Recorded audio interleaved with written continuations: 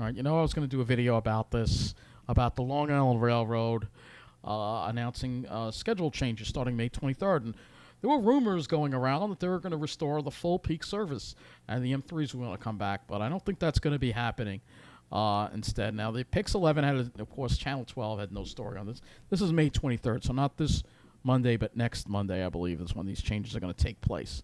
So in the peak, there are only a handful of changes, and the only train that's really being restored is on the Babylon branch, unsurprisingly.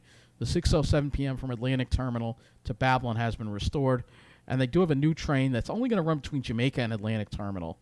The 6:09 train from Penn Station to Babylon will return to its normal schedule, and this train is a flyer, and it's only going to stop at Rockville, Santa Barbara, and Freeport. The 7:12 from Huntington to Penn Station adds a Hicksville stop at 7:29 a.m., and the 6:21 p.m. weekday train from Penn Station to Ronkonkoma will now depart at 6:16. But that's pretty much it.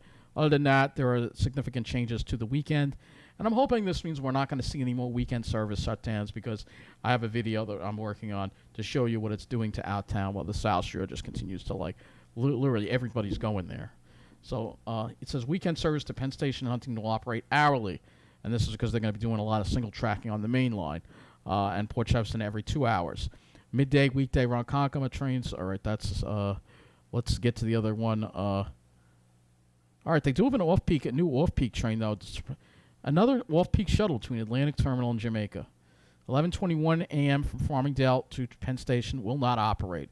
So they're getting rid of that train, so they're reducing service on the main line. 10:25 a.m., 10:25 p.m. from Penn Station to Huntington will not operate. I don't know if that's weekends or weekdays. Customers should take the 10:37 p.m. Ronkonkoma transfer at Hicksville to the Port Jefferson bound train. 11:14 from Penn Station to Ronkonkoma will originate in Hicksville at 12:31 a.m. Customers should take, again, is this weekends or weekdays? I'm not being clear at this. Customers should take the 11:39 p.m. Penn Station towards Huntington to connect with this train. And I'm guessing this is due to the track work on the main line. The 11:22 p.m. from Huntington to Penn Station will terminate at Hicksville, where the customers can transfer. So it seems like they're reducing a lot of service on the main line. And, of course, there'll be summer-only trains that will return as well. So looking at these schedules here, we're going to have to look at them and get to that in a moment. But we're going to first talk about why this is happening. There's several articles on Newsday, and this is the problem. Survey finds most NYC office staffers not back in the workplace. And I actually shared a post, a story, and a certain demographic woman from the South Shore was interviewed. But more than 2/3 after the pandemic shut down across the country, the majority of office workers remain on a remote or hybrid schedule with few full-time back in their offices. And this is a real problem. Yes, it's a problem. All right, because I think people need to return to a 5-day work week, because New York City's economy is based on that. And how we're going to reinvent, I mean, there's all these office buildings. Oh, people say turn them into apartments. It's not very easy when you look at the floor plans to just turn them into apartments. All right, this is crippling Midtown. And it says, although the return to offices suggests more workers will return on a regular basis by the end of summer, one Long Island-based CEO says the remote hybrid model is here to stay. I can't imagine that this isn't the standard moving forward for any business other than businesses that must have employees on site, said Chris Caluco, chief executive of the Ronkonkoma-based TechWorks Consulting. It's a shift in mindset. A lot of people have come back, and there's something to be said for that camaraderie, but it's become clear that working from home is a realistic option now. The survey, which sampled more than 160 major employers in New York City between April 24th and May 4th, found that an average weekday, just 38% of all Manhattan office workers were in the workplace, with just 8% of those workers back in the office 5 days a week. About 11% were working in the office 4 days a week, 17% 3 days, 20% 2 days, and 14% 1 day. Regardless of where we stand with the pandemic, it's highly likely that remote work, or at least the hybrid option, is here for the long haul, said Matt Cohen, Long Island Association president and CEO. Cohen said Tuesday, while there are no statistics to bear out the in-person versus remote figures for Long Island, incidentally, I would tell you at the beginning of the year, the parking lot at my building was half empty, and now it's almost full again. So at least At least on Long Island, maybe some of the offices are filling back up again. But of the remote hybrid structure, this is the workforce of the future. Pandemic or no pandemic, we've crossed the threshold. Fewer commuting into Manhattan, and this is the problem. And this was a real problem for the MTA, and it's a real problem for Manhattan's economy. Whether you support work from home or not, it is hurting New York City. All right, that is actually happening. Fewer commuting into Manhattan. According to New York City's planning department, before the pandemic, about 315,000 Long Islanders commuted to work in the city, 225,000 from Nassau, and 89,300 from Suffolk. Most commuted to jobs in Manhattan. The numbers indicate that's no longer the case. A spokesperson for Mayor Eric Adams said in a statement, the mayor continues to encourage business leaders and workers across the city to return to the office and contribute to the economic ecosystem that supports workers in our restaurants, dry cleaners, bodegas, and so many other businesses that rely on the public's patronage. The Long Island Railroad said in the first 3 months of 2019, it carried 21.2 million riders. For the same period this year, that number is 10.3 million. That trend figures to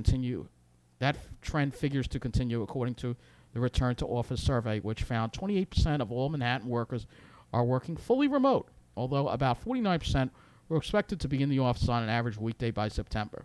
Before the pandemic, 84% of employers had a mandatory daily attendance model, while just 7% permitted discretion. Just 6% used a hybrid model, while just 1% were fully remote. Coluco said of his 32 employees, the majority are in the office at least 3 days a week. Almost everyone has a remote setup that mirrors their office workspace.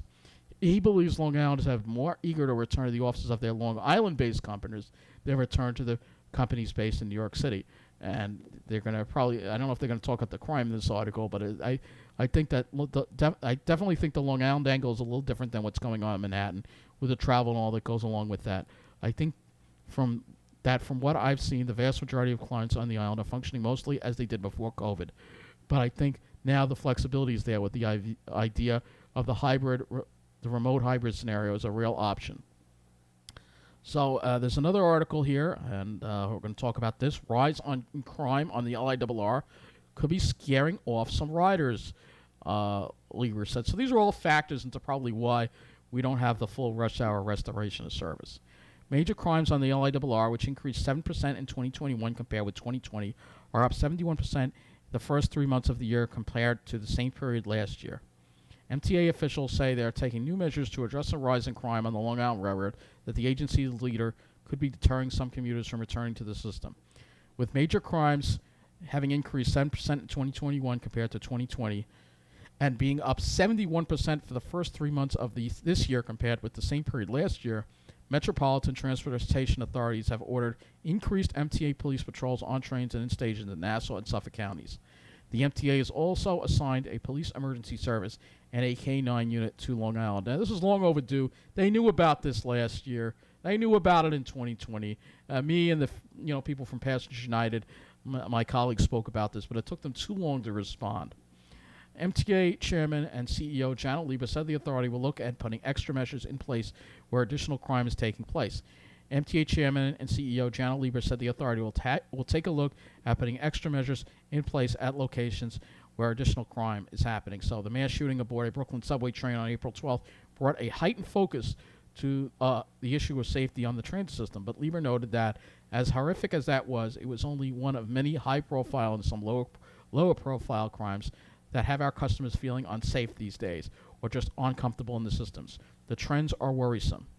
So what to know? Major crimes on the LIRR are up 71% through March compared with that three months of the first 3 months of last year.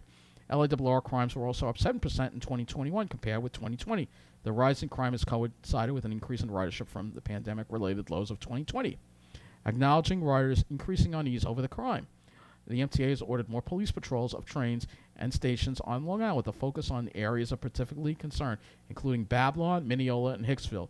And they've been just bringing up Babylon, but they're finally paying attention to Mineola and Hicksville. And again, that's because me and my fellow colleagues at Passengers United have spoken up about that. And I thank everybody for getting involved and hearing us out. And I have been seeing some more police patrols in Mineola as a result. It's about time. All the major stations should have police patrols.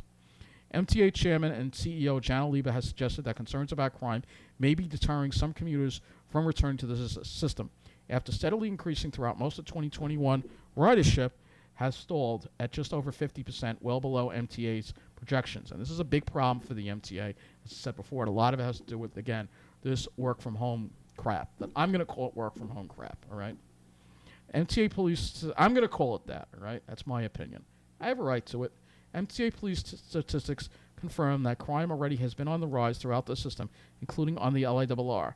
Through March, 24 crimes were reported in the LIRR system, up from 14 during the same period in 2021. The railroad saw felonies increase in 4 out of 7 categories, including murder. On February 16th, a 20-year-old man was fatally shot on a train as it waited to depart from the Ronkonkoma station, and still no arrest has been made in the case. That's the first Long Island Railroad shooting death in 28 years. All right. MTA Police Assistant Chief Sean Montgomery said the 1,100-member force will look up to step up patrols of trains and stations in relevant areas, including Babylon, Mineola, and Hicksville. I think the first priority for railroad customers is to feel safe. They have to feel safe traveling on the trains. And seeing a cop, a uniformed police person, is how they get more comfortable and safer, said Janet LIRR, who believes recent concerns about crime have contributed to the ridership plateauing after growing steadily throughout 2021. The folks that are riding the rails are hearing and perceiving a lot of the same issues we're hearing from our customers on New York City Transit. So Janet LIRR is understanding what's going on. I'm glad he is. LIRR ridership stalls. LIRR ridership, after increasing thoroughly throughout 2021, has stalled at just over 50% of pre-pandemic levels. The MTA's ridership projections, as developed by an outside consultant in 2020, estimated that 75% of riders would be back by now. Our customers' decreasing sense of safety and security may be contributing to the plateauing numbers we're seeing, LIRR said at a meeting last month. Throughout March, MTA police made 240 arrests across the authority's 2 commuter railroad systems, the LIRR and Metro North, up from 140 in the first 3 months of 2021. At a meeting of the board last month, Montgomery detailed some of the crimes that occurred on the LIRR system in March. A rider having his cell phone snatched from him as he descended from the Hicksville station platform, a person slicing another's ear during a fight at Wyandanch. So none of these made the news, not surprisingly. And a stabbing incident in Ronkonkoma, I didn't even hear about that, and a pair of grand larcenies that police attributed to customers on board not paying proper attention to their items. And you notice all those things happened in the middle of the island. Addressing the onboard thefts, Montgomery said the additional cops on trains will help make clear that if you're going to try and do that, you may actually meet up with the law. The rising crime on the LIRR has coincided with an increase in ridership from the pandemic lows of 2020, when as few as 3% of the railroad's regular passengers were taking the train. But MTA, and I was part of that 3%, because I didn't stay home, all right? But MTA police statistics show that it's not simply a matter of more riders resulting in a higher likelihood of crime. Even though the LIRR is carrying fewer than half as many riders as it did in 2019, crime is up 26% through March compared with the first 3 months of that year. Penelope Owens of West Babylon, this is where I take issue. All the people they interview are from the South Shore, who commuted on the LIRR for around 30 years before COVID-19, said concerns about violence are among the reasons she has avoided returning to the rails. I feel it's a lot more dangerous now. I was never scared to go into the city, but now you've really got to have your guard up, said Owens, who has noticed an increase in aggressive panhandling at both Penn Station and her home station of Babylon. Now, I haven't really noticed it, all right? I haven't noticed. I've been in Babylon, and I haven't noticed it. Do see some homeless people around Babylon, however. In a customer survey released in December, respondents' primary complaint was the number of people panhandling experienced mental illness, or homelessness at LIRR stations. And here we go, another one interviewed from the South Shore. State Senator Phil Boyle from Bayshore said he's pushed the MTA for years to step up police patrols at Babylon Station, where he regularly receives complaints of belligerent people. We've heard a lot of talking from the MTA, but not enough action. I think they've increased the police presence, but clearly not enough, said Boyle, who wants to see a dramatic increase in the policing of LIRR trains and station platforms, as the NYPD has done on city subway chains. I think there's a similar tactic that could be used to protect Long Island Railroad riders. And again, why didn't they interview anyone from Passengers United? Why didn't they interview Charlton? They should have interviewed Charlton or me or anyone to get what we're experiencing in the middle of the island. But no, because again, Newsday, like so much of the media, wants to gear to these white, preppy finance professionals on the South Shore. Gerard Brinkman, chairman of the LIRR Council, the railroad state regulated ridership advocacy group, said, "Now, I think Passengers United has done a lot more than the Long Island Railroad Commuter Council, all right? But of course, the Newsday doesn't interview us because we're not a certain demographic." Said expectations over the MTA police's ability to address crime in the LIRR system must be realistic, given that the railroad has 126 stations stretching from Manhattan to Montauk, and it's a 24/7 system, 7 days a week, and they work 8-hour shifts. You start doing the math. There's not a lot of cops to put on the trains, said Brinkman, who noted the MTA has hired an additional 500 additional cops since 2019. Brinkman said that significantly ramping up police presence at stations could serve to heighten some riders' concerns. Now, the comment that Gerard Brinkman made shows how out of touch he really is. Unfortunately, the average commuter actually gets nervous when they see a cop at their station. What? I don't. Brinkman said it's like you see a cop on the platform, you think, what's going on? And if you see a cop with a dog on the platform, it doesn't give you a warm and fuzzy feeling. What kind of crap is that? Brinkman noted that the LIRR has increased security in recent years by installing security cameras on almost all its trains and at many stations.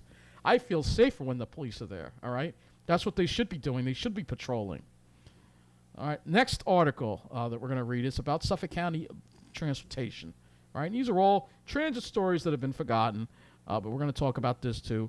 Suffolk Bus needs a boost from the state. So this is actually from the Newsday editorial board. When it comes to public transit, Suffolk County faces an extraordinary challenge.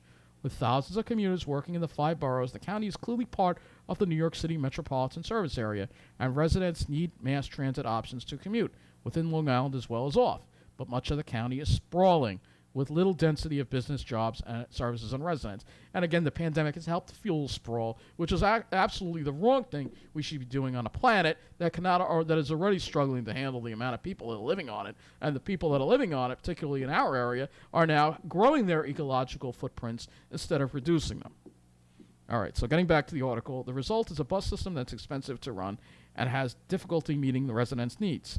While fairness suggests those challenges should result in more state support for Suffolk system than denser downstate areas, the opposite is true. In the 2021 budget year, Nassau County has received $86 million in transit aid from the state. Westchester has received $71 million. Suffolk only got $33 million. The county's Reimagined Transit Initiative was framed as a decision between two competing priorities: increased frequency for high-volume routes because riders who use the service to commute to work need buses running often, versus coverage to every part of the county with frequency on high ridership routes sacrificed. Based on the public response, the majority favored prioritizing high-frequency service on key routes over blanket coverage. I don't know how true that is, all right? But again, this is going to screw a lot of people. That's not surprising since more people live near those routes. But the finding was mostly common sense. People won't use a system if the service options don't meet their commuting timetable. The county's blueprint now promises more frequent service along major corridors, quadrupling routes that run every 30 minutes from those from 3 to 12. That is projected to increase the number of available jobs within a 60-minute trip for the average resident by 48%. But it would also eliminate half the system's 42 routes. Also on tap are big increases in weekend, morning, and evening services. But under the plan, the number of residents not within a half mile of a bus stop would increase by 40%.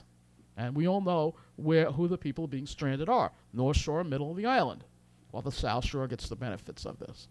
Suffolk County has benefited from bonus money lately, with huge pots coming from the federal government in the form of COVID-19 aid and $350 million in extra cash for Suffolk and Nassau, promised from Albany's election year largesse. One-shots are not ideal to fund ongoing expenses like transit, but they are smart mechanisms to test ideas, which, if they work, can justify more state funding.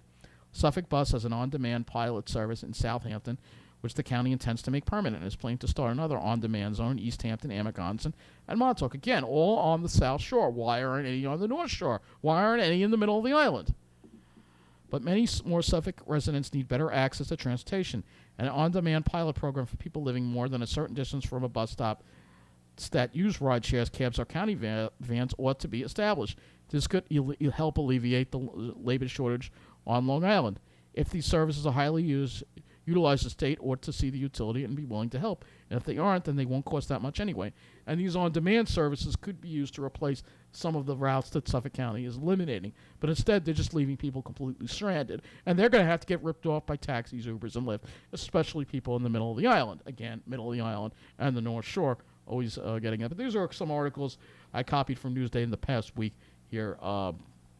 And I actually go to the library and copy them so you could read them. But this is just all part of what's going on with the big plan that we all know so well. And all these little things are all pointing to it. Midtown dies. The middle of the island dies. The South Shore prospers. And only a certain demographic is allowed to live there. And if you don't like it, you can go, you know what you can do. So, this is all just points to what's happening. So let's go look at these schedules here and show you what they're doing with these schedules, these upcoming schedules, these schedule changes. So let's go to the Ronkonkoma branch. We'll go to the Ronkonkoma because I noticed there was some changes. So I just want to show you what they're doing. The good news is on the weekends, the Ronkonkoma trains will serve Mineola now. So Mineola will still have half-hourly service. That's the good news. But they're talking about schedule changes on the weekdays, I think. Well, they weren't clear whether these are weekday trains or weekend trains that are their schedule is gonna be changed. I think those are weekend changes that they made with those schedules. I think that's what they were talking about. They weren't clear, but it's all due to support the third track project. And if we don't have any more weekend shutdowns, we just have to deal with that. That's not too bad, at least, because I have another video that, again, will be up after this one regarding the weekend shutdowns. You'll see right here, we got one more going up for the 21st, 22nd, and then weekdays it's going to be Montauk Branch rail testing, and of course they get shuttle buses because again everybody gets shuttle buses but us, because again, it's the middle of the island. This is what we deal with. But I figured I'd report on this since Channel 12 isn't going to tell you anything. They're too busy talking about what they love to talk about. What else? Politics, the pandemic, the economy. They don't want to cover the news that affects us day-to-day people here on Long Island. Because, again, they're serving, they serve. So that's going to wrap up this video. Thank you for watching.